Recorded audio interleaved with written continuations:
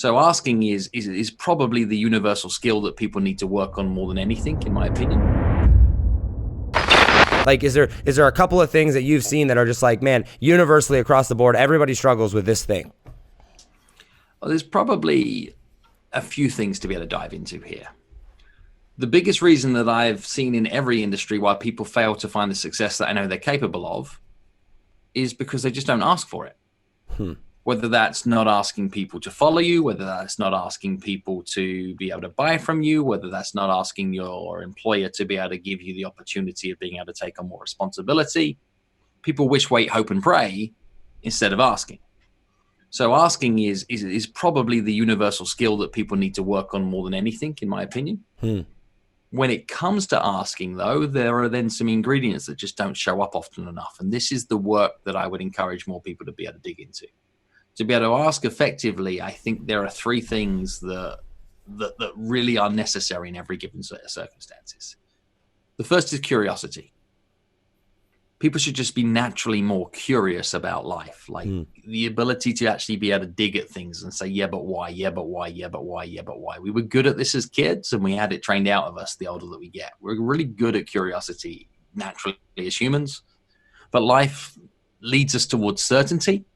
Yet actually curiosity is the only thing I'm certain of. It's like the thing that we should be digging at. Outside of curiosity, the second ingredient we need is empathy. And empathy gets talked about, but very, very seldom understood. The best definition I've heard for empathy is from a speaker friend of mine called John Acuff, who says empathy is to care about what the people you care about care about. See, if you bring that thought process to every communication that you have, then what you do is you talk in their interests and not yours. Yeah, that's interesting. That's good.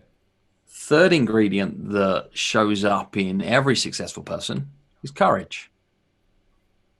And courage isn't necessarily, I was so brave, I went to fight for my country. Right. Courage can show up in a variety of different ways. And I think sometimes courage is being vulnerable to not know, but try anyway. Courage is sometimes being able to say, well, like I'm just gonna lean into this thing right now. Courage is sometimes breaking down in front of your team full of people in tears and being brave enough to show them that you're hurting too. Like courage can be 1,000 different things, but it needs to show up in truth. Bring those three agreements or those three ingredients to more of your conversations, then regardless of industry, you'll find more success. What I've learned to be most interested in from working in the variety of countries that I've worked in and in the variety of different industries that I've worked in is the similarities outweigh the differences. Yet still everybody wants to say it's different here. Yeah. And I've found differences that tend to be nuances rather than true differences.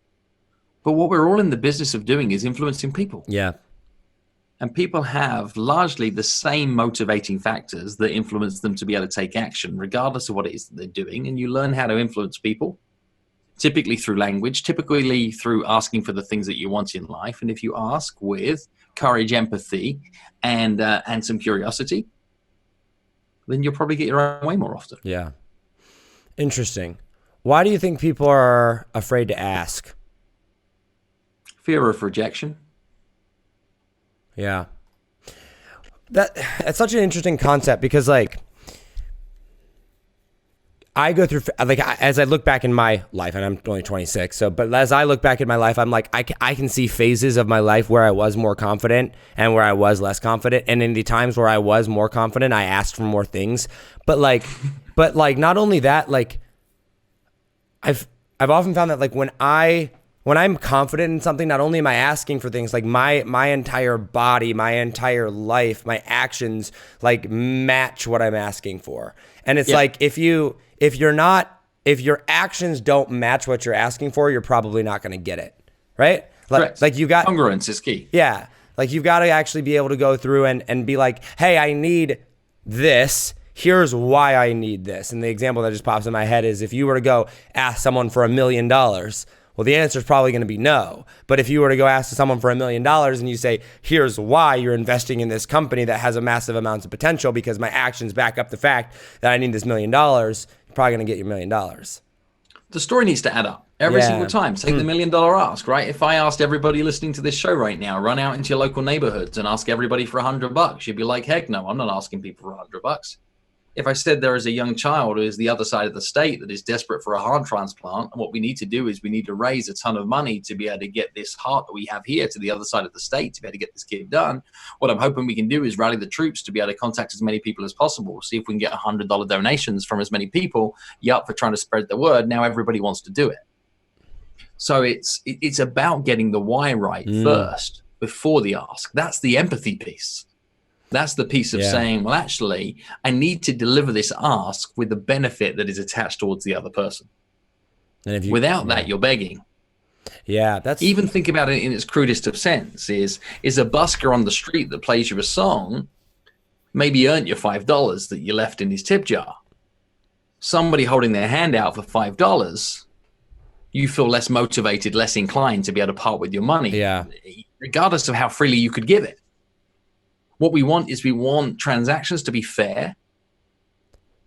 And if things feel fair, then we're happy to be able to move forward with it. Yeah. If things feel unjust, that's where we're then like, eh.